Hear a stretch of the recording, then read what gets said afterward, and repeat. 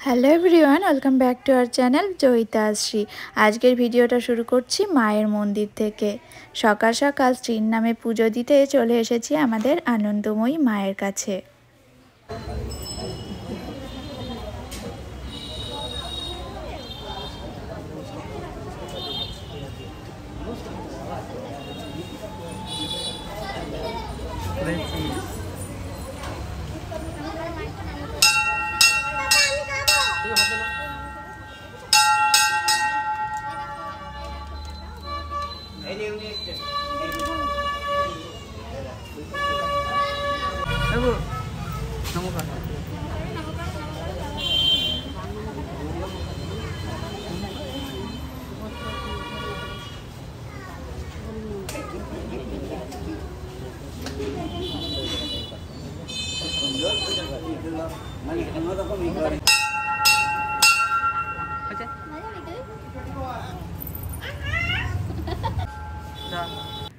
ঠাকুরের পুজো দেওয়ার পর সোজা চলে এসেছি মায়ের কাছে। মা বলেছিল আজকে রান্নাবান্না না করতে আর পুজো দিয়ে মায়ের কাছে আসতে, সারাদিনটা এখানেই কাটাবো এমনই প্ল্যান রয়েছে। তাই আজকের ভিডিওটা কিন্তু ভীষণ স্পেশাল, পুরো শেষ পর্যন্ত দেখতে থাকো, আশা করি তোমাদেরও খুব ভালো লাগবে। Hello everyone, welcome back to our channel Joyitashree. আজকে সকাল সকাল চলে গিয়েছিলাম ঠাকুরের কাছে একটু পুজো দিতে, আমাদের কৃষ্ণনগরের আনন্দময়ী মায়ের কাছে। আমাদের কৃষ্ণনগরের আনন্দময়ী তালা মা ভীষণই জাগ্রত, সকলের মনের ইচ্ছা পূর্ণ করে, সকলকে ভালো রাখে। তাই কখনো বিপদে পড়লে কিংবা মন ভালো থাকলে বিশেষ বিশেষ দিনে আমরা চলে যাই আনন্দময়ী মায়ের কাছে একটু প্রার্থনা করে পুজো দিয়ে আসি। তো এখন যেহেতু শ্রাবণ মাস চলছে, শ্রীর জন্ম মাস, তো জন্মদিনের দিন পুজো দেওয়াটা খুব ডিফিকাল্ট হয়ে যায়, অনেক রকম আয়োজন থাকে। তাই জন্য জন্ম মাসে একদিন পুজো দেওয়ার ইচ্ছা থাকে, সেই জন্যই আজকে শ্রীর নামে পুজো দিতে ছুটে গেছিলাম আনন্দময়ী মায়ের কাছে। আর তারপরে পুজো দিয়ে চলে এসেছি সোজা আর এক মায়ের কাছে, আমার মায়ের বাড়িতে চলে এসেছি। এই যে সকালের ব্রেকফাস্ট আমাদের আজকে কমপ্লিট হলো 11:30টার সময়। পুজো টুজো দিয়ে আসতে খানিকটা লেট হয়ে গেছে। যাই হোক, মন্দিরে পুজো দেওয়ার ব্যাপার থাকলে একটু তো লেট হয়েই যায়, কিছুই করার নেই। আর এই শ্রাবণ মাস পড়তেই এত বৃষ্টি, আর যেদিনকেই পুজো দেবো ভাবছি সেদিনকেই বৃষ্টি। সকালবেলা ঘুম থেকে উঠে দেখি প্রচণ্ড বৃষ্টি শুরু হয়ে গেছে। তো যাই হোক, বাড়ির কাছে যেহেতু মন্দির সেহেতু চাপ নিইনি, যদি বৃষ্টি না থামতো হয়তো টোটো করে চলে যেতাম। আর রান্না করার ঝামেলাটা ছিল না, কেননা মা বলে দিয়েছিল যে রান্না বান্না করতে হবে না, যেন এখানে চলে আসি। তো পুজো টুজো দিয়ে সেই মায়ের কথা মতোই মায়ের কাছে চলে এসেছি। খাওয়া দাওয়া করে আজকে সারাদিনটা থেকে আবার রাতের বেলায় ব্যাক করব। তাই আজকে পুরো ব্লগটা সত্যি আমাদের জন্য ভীষণ স্পেশাল। সকাল থেকেই শুরু হয়েছে দিনটা ভীষণ স্পেশালভাবে, আর সারাদিনটা আমরা বেশ এনজয় করে আনন্দ করে কাটাবো। তো চলো আজকে সারাদিন আমাদের সাথে থাকো আর আমাদের ব্লগ দেখতে থাকো, নিশ্চয়ই তোমাদের ভীষণ ভালো লাগবে। এটাই হচ্ছে মা কি করবে ভেবে উঠতে পারে না। দেখো আমরা আসবো বলে কত কি রান্না বান্না করেছে। শ্রী এখানে ভিডিও দেখতে ব্যস্ত, শর্ট ভিডিও দেখতে, কিন্তু ও রোজ সকালের খাবারটা শেষ করে।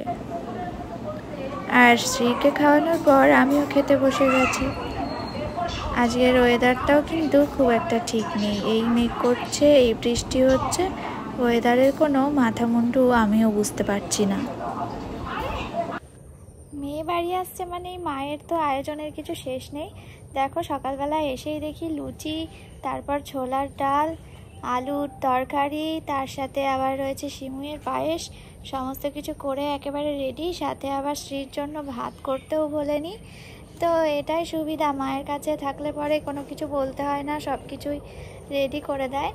তো একটা দিন আজকে বিশেষ করে আমার ছুটির দিন মনে হচ্ছে। আমার তো স্পেশালি আজকের দিনটা ভীষণ ভালো কাটবে, কেননা যারা হাউস ওয়াইফ হয় তাদের 7 দিনের মধ্যে একটা দিনও ছুটি থাকে না, বরং ছুটির দিনগুলোতে অনেক বেশি চাপ থাকে।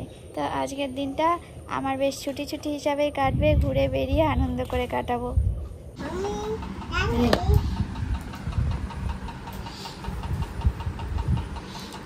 বাহ, ওই দেখ ভাই কি দেখতে গেছে, যা দেখ দেখাই বাবা, এদিকে যা। ওইটা হনুমান এসছে বলছে, হনুমান দেখতে গেছে বলছে। কি করে সিজন না পান? কেমন আছো? ভালো। অনেক রান্না বান্না করেছো তো। হ্যাঁ, দিবালিদি ছিল তখন? আসলো বাসন মাজলো, ওষুধ লাগলো, চোখ ঠিক আছে তোমার? আসছে মনে হচ্ছে রে। যাবো তো কালকে দেখে আসবো। একটু লালচে ভাব আছে। দেখে আসি। এই যে ছবি তুলছি। নাও তোমার ছবি তুলি, বলো। নাম বলো। আর ডাক নাম মাম্মাম কি বলে ডাকে? তাই তুমি এখন দিদির সাথে খেলা করতে এসেছো? তাই খেলছো দিদি তোমার সাথে? খেলো দিদির সাথে, খেলো। কই দিদিটা, কই দেখি দিদিটার মুখটা, কই দিদির মুখটা দেখা। হ্যাঁ এই যে দিদি। দেখি তো তুই কত বড় দেখি দেখি। একই রং। হ্যাঁ একই রঙের তো পরালাম। দেখি না এখানে এখানে একসাথে কর। হ্যাঁ এই তো বাহ, বাহ, ভালো মানিয়েছে তো। ভাই আর দিদি একই রকম গেঞ্জি পরেছে, তাই না? ভালোই তো লাগছে দেখছি। ছোড়া আতা আতা গাছে বলো তো। আতা গাছে বলো।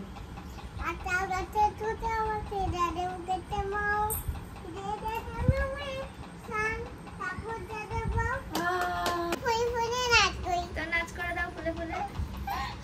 কই করো নাচে, করো ফুলে ফুলে। না গানটা কর। वाहे की मृदुबान तोटिनी किलोलो तुले कल्लोले चली। আমার ঝুনঝুনো বাজে উঠা। আমারও বাজে। কি জানি কিসের লাগে প্রাণ করে হায় হায়। আচ্ছা হাততালি দিয়ে দাও, সবাই হাততালি দাও, নাচি শেষ। এই যে তোমার নাম কি বলো? আমার নাম সিজনা পান। আর মাম্মাম কি বলে ডাকে? বলি পেছন ঘুরে পড়ে। এদিকে দেখে, এদিকে মাম্মামের নাম কি তোমার? এদিকে, আরে এদিকে তাকা পাগল তুই। মাম্মামের নাম কি?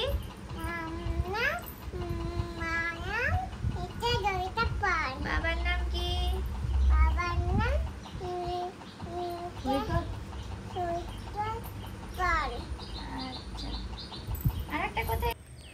বাড়িতে আসলেই বাড়ির বাইরেটা ঘুরতে আমি অনেক বেশি ব্যস্ত থাকি। চারিদিকে গাছপালায় ভরা গ্রাম্য পরিবেশ, যেখানে কিনা পুরো ছেলেবেলাটা কাটিয়েছি, বড় হয়েছি। ভীষণ টানে আমাকে এই পরিবেশটা, তাই বৃষ্টির মাঝেও কিন্তু বেরিয়েই পড়লাম আর তোমাদের সাথেও শেয়ার করে দিলাম। এত বর্ষা একদম ভালো লাগছে না, শুধু বৃষ্টি হয়েই যাচ্ছে। এর আগের দিন শিবনিবাসে গিয়েও একই পরিস্থিতিতে পড়েছিলাম। তো আজকে যেহেতু বাড়ির কাছে সব কিছু সেরকম অসুবিধা হয়নি, কিন্তু এত বৃষ্টি হওয়া সত্ত্বেও দেখো কত ঘেমে যাচ্ছি, কি আর বলবো। প্রচণ্ড বৃষ্টি হচ্ছে, তার সাথে এত গরম, একদম ভালো লাগছে না। তো এতদিন পরে ইচ্ছা হলো বলে আজকে একটু শাড়ি টাড়ি পরলাম, আর সাথে চুলটাও ছেড়ে দিয়েছি, সেই জন্য গরমটা মনে হচ্ছে আমার একটু বেশিই লাগছে। কি আর করা যাবে। বৃষ্টি বৃষ্টি বৃষ্টি, এ কোন অপরূপ সৃষ্টি, আহা বৃষ্টি বৃষ্টি বৃষ্টি। দেখো একটুখানি বসতে না বসতেই আবার বৃষ্টি স্টার্ট হয়ে গেছে। সারাদিন বৃষ্টি চলছে। বৃষ্টির মধ্যে তোমরা কেমন আছো সেটা জানিও। আর এই বৃষ্টিতে আজকে কার কার বাড়িতে খিচুড়ি হচ্ছে। বৃষ্টির সময় কিন্তু খিচুড়ি খেতে দারুণ লাগে। আজকে আমাদের শনিবার, যেহেতু নিরামিষই আছে, তারপর সকাল সকাল পুজো দিয়ে এসেছি, তাই জন্য নিরামিষ রান্নাই হচ্ছে। মা রান্না বান্না করছে, আর রান্না মোটামুটি হয়ে গেছে। গরম গরম ভাত খাওয়া হবে, সেই জন্য ভাত বসানো হয়েছে। আমরা যেদিনকে বেরোবো, বিশেষ করে আমরা ঘুরতে টুরতে বেরোবো, কোনো প্ল্যান প্রোগ্রাম থাকবে, সেদিন কিন্তু বৃষ্টি মাস্ট। বর্ষার সময় আমার স্ত্রী হয়েছিল শ্রাবণ মাসে, সেই জন্য কিন্তু ওর দিদা ওকে বর্ষা নামও দিয়েছিল। তো অনেকে ওকে বর্ষা বলে ডাকেও। এই এত বৃষ্টির মধ্যেই হয়েছিল। নার্সিংহোমে যাওয়া থেকে শুরু করে বাড়ি ফেরা সমস্তটাতেই কিন্তু বৃষ্টি হয়েছিল। মোটরে সকালে হচ্ছে কি বল? হয়ে গেছে ভাত? হয়েও গেছে। ভাত করলাম, মটরের ডাল, ডাটা কুমড়ো ডাটা চচ্চড়ি, আলু পটলের সয়াবিন দিয়ে তরকারি, কুমড়ো ডাঁটা চচ্চড়ি হয়েছে। ডাল হয়েছে মটরের, যে আলু পটল আর সয়াবিন দিয়ে একটা তরকারি, প্রচুর বড় কচুর বড়া। যে বৃষ্টির মধ্যে আমরা চলে এসেছি নদীর পাড়ে। আজকে সারাদিন তো বৃষ্টি পড়ছে, কি আর করবো। এই যে আমাদের অঞ্জনা নদী, অঞ্জনা নদী তীরে চন্দনিকায় পুরো মন্দিরখানা গঞ্জের বাই। রবীন্দ্রনাথ ঠাকুরের লেখায় কবিতায় যে অঞ্জনা নদীর কথা বলা হয়েছে সেটা হচ্ছে আমাদের একদম বাড়ির পাশে। তাই বাড়িতে আসলে একবার তো চলেই আসি নদীর ধারে। এই বৃষ্টির মধ্যে এসেছি, তাও খুব ভালো লাগছে। দেখো জলের মধ্যে বৃষ্টিগুলো পড়ছে, দেখতে কত সুন্দর লাগছে। একদম ইলিশ মাছ খাওয়ার পারফেক্ট টাইম। ইলশে গুড়ি বৃষ্টি হচ্ছে, কি মজা কি মজা। এই যে আমাদের ছোটার বেবি, দেখি এই না একটা ছাতা নিয়ে হাঁটাতে দেখি, হাঁটা দেখি একটু হাঁটা, বাবার কাছে যা। ওই মশা নে, মশা। চলো এবার তাহলে বাড়ির দিকে যাওয়া যাক, একটু ভালো করে নদীটা দেখিয়ে দাও। আচ্ছা কোনি আসে, কোনি জুতো দিও না আমার শাড়িতে, রাগ হয়ে যাবে কিন্তু।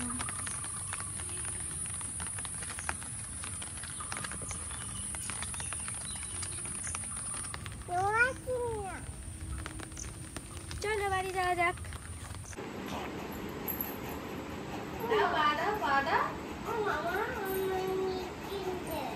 যাবি না বাড়ি? দিদাকে নিয়ে যাবি? যাবি না? ঠিক আছে, আমি তাহলে দিদার কাছে থেকে যাই। রেডি? খুব রেডি। ওই মা